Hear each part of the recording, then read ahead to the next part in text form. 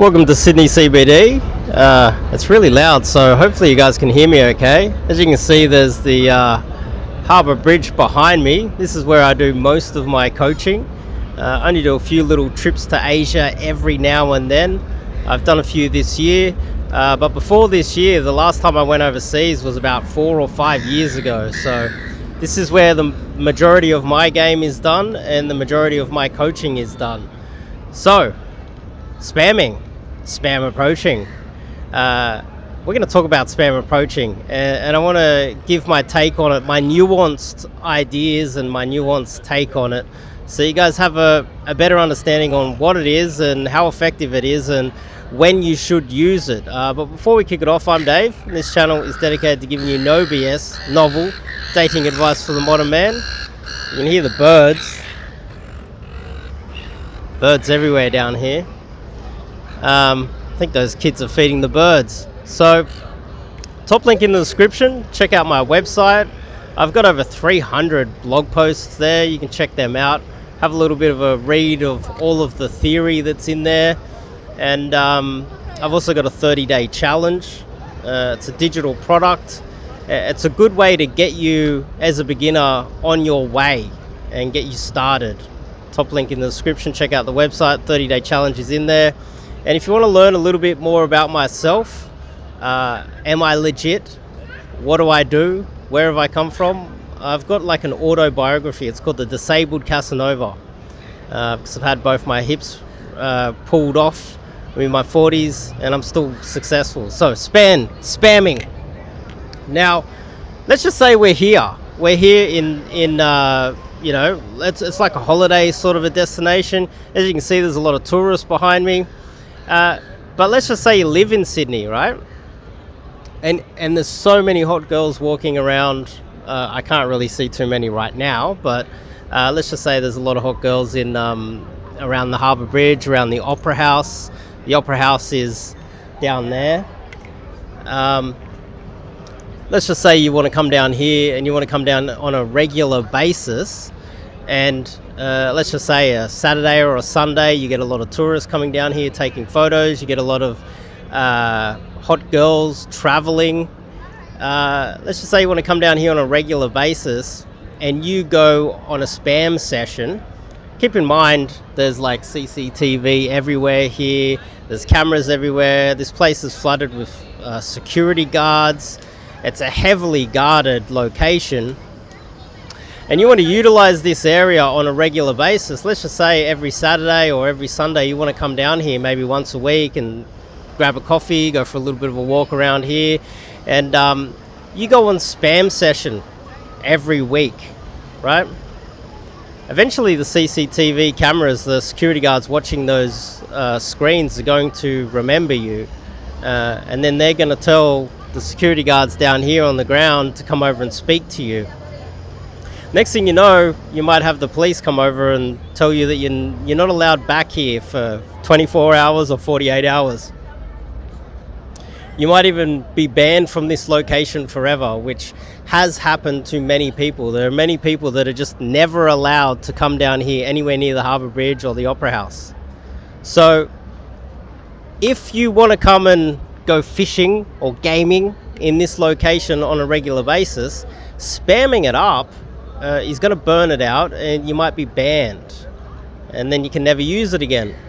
So you've loved it to death. You've approached too many girls here, you've burnt it out, everyone's pissed at you and you're not allowed back. Now, if you live in an area, that's a big negative, because now if this was one of your prime gaming spots where you got most of your success, you can't come here again. You're going to have to go somewhere else. Okay, so let's just use that as an example to why spam approaching is not the best idea if you live if this is your hometown. Okay, and most guys aren't traveling the world like myself. We aren't traveling to countries where we can go on spam sessions, get banned, and then it doesn't matter anymore because we can just leave and go to another city.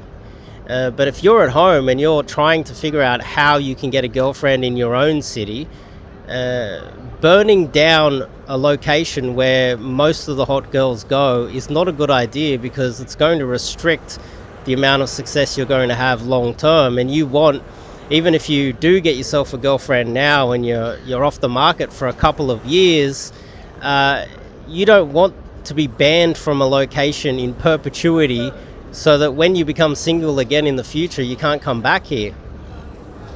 Now, let's talk about spam. So there's two things here. It depends on what type of guy you are. Like, if you're traveling third world countries all the time, you're traveling the world, go on spam sessions, burn it down, get banned. It doesn't matter, because then you can go somewhere else, right?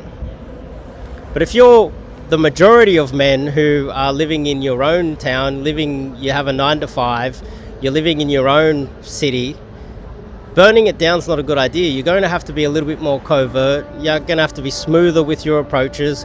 You can't be abusing girls in the street, etc., etc., etc. You need to be smoother, invisible. Get into sets and get out without burning down locations or bringing a lot of attention to yourself, right? So hopefully that makes sense. The second part I would like to talk about is which is more effective as a game method in the short term versus the long term. Now, for instance, if you're going to go to a location and burn it down and go real hard. So if two guys came here and they had 24 hours to get laid, one guy just burnt it down and played the numbers game and spammed it up hardcore, and one guy was being a little bit more covert and only did maybe 1% of the approaches, 2%, 5% the amount of approaches as the spammer. Numbers wise, the spammer is going to have a lot more success. He's going to be able to not only approach the girls that the guy that was being covert and invisible and careful and did 1 or 2 or 3 or 5 girls, the spammer that comes down here and does 100 approaches will not only be able to approach 95 more girls, but he will also be able to approach the 5 girls that the covert indirect guy was approaching as well. And so in the short term, if you're pumping out infields, and this is why infields are mostly a scam by most of the scam marketers out there, is that if you can go and burn down a location, it's like a Ponzi scheme. Because you burn it down, you get banned, which inevitably happens to a lot of these guys. Actually, let's not go into that aspect of it. That's another video. Short term wise, the spammer is going to have more success. As long as he's not a total freak with his verbals, just playing the numbers and going super hard, you get like 5, 10, 15 approaches in, he's going to warm up his verbals. His communication skills will, even if he has poor verbals, poor communication skills, you get 50 approaches in, you get long conversations in, you're going to lubricate your communication skills in general, not always. And on average, you're going to get those instant dates. You're going to fill your phone full of numbers. Most of them are going to be flaky. But it's also work ethic too. If you're willing to put in the time and effort to do so, spam the hell out of it. You got the energy to do so, and you're willing to spend the next week texting all of those numbers and filtering through the flaky ones and trying to get them out, you're going to have more success than the covert indirect guy that's being invisible and not trying to be abrasive and burn down the location. But if we have two guys that are living here long term, let's just say you've got me being covert, indirect, being smooth, getting into approaches on a regular basis every week here, and then you have a spammer come down and burn it down. In the short term, the spammer is going to have a massive advantage over me. Over the long term, I'm going to have a massive advantage over the spammer. Dropping the camera a little bit here. We've got some massive boats, by the way. Massive boats here in the harbour today. So what you want to be thinking is, are you the type of guy that's going to be just traveling the world in perpetuity and burning down locations? Then you've got the right strategy.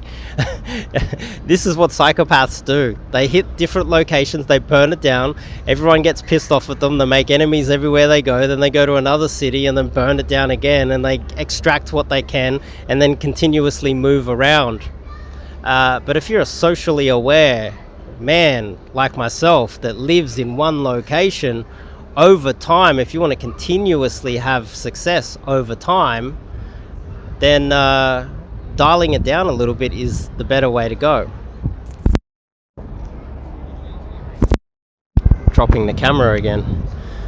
So hopefully that makes sense to you guys. Now, myself, if I travel, this year I did a few travel immersions. I had a few guys that were interested in doing travel immersions, and I was like, yeah, let's go try it out.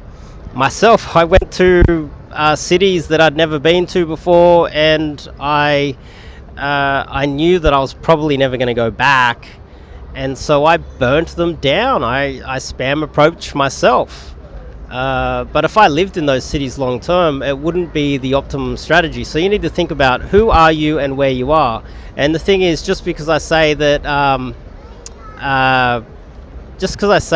spamming is a bad idea for myself, that doesn't mean that I don't use spam approaches when it is necessary. Having a nuanced understanding of game and being able to switch between a multitude of different strategies is what's going to get you success long term. And understanding that being an ideologue and having one particular way of doing things is going to hamper you long term as well. So for instance, myself, if I go to even another city in Australia, I'd be happy to go on a spam session. I'll be happy to piss off the security guards and the bouncers, because I know that I'll probably never go back there again, or if I do, it'll be such a long time that they would have forgotten about me, you see. So when you think about it that in those terms, you need to think about what you're doing and where you are, you see. So hopefully that makes a little bit more sense. The other thing I'd like to make very clear is that the optimum strategy that will get you the most success in the shortest amount of time, obviously if you're socially aware and you actually have even slightly good game, increasing your approaching power to 10 and going insane and spamming and burning a location down is ultimately the optimum strategy. So hopefully all of that makes sense. And check out the website. I've got my 30-day challenge on the website. I've also got my book, The Disabled Casanova. You can check that out. And if you want to come out here in Sydney, Australia with myself, do some cold approach coaching, you're new to it, you're not sure what to do, you want to get into it but you don't know how to do it, you don't want to waste years in the pick-up wing groups full of weirdos that are theory junkies that actually don't get success themselves, and you want to actually get some success fast, sign up and do some coaching. It's literally the only way to make this improvement faster. So anyway, I'll see you guys in the next video.